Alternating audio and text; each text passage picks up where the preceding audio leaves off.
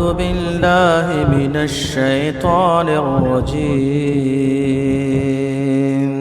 بسم الله الرحمن الرحيم وما أرسلنا من قبلك إلا رجالا نوحي إليهم فاسألوا أهل الذكر إن كنتم لا تعلمون.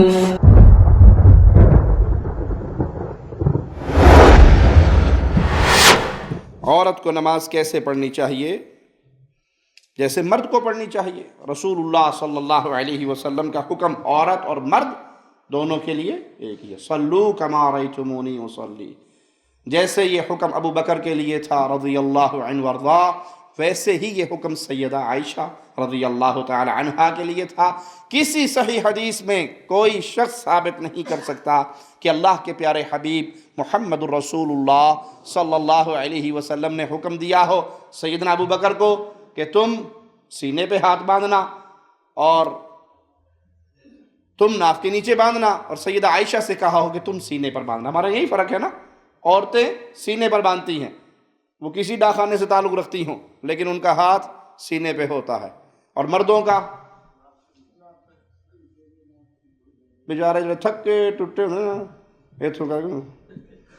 ایسے ہی باندھنا دینا، بس نہیں چلتا کہ میں کھول کے کھڑے ہو جاؤں، تو وہ بیچارہ یہاں باندھتا. کسی صحیح حدیث میں یہ فرق دنیا کا کوئی شخص نہیں پیش کر سکتا کہ آپ نے ابو بکر کو حکم دیا ہو تو یہاں باندھنا اور عائشہ کو حکم دیا ہو تو یہاں باندھنا، بلکہ آپ کا حکم ہے صلو کما رأیتمونی اصلی. جیسے نماز میں نے تمہیں پڑھ کر دکھائی نماز کو ویسے ہی ادا کرنا.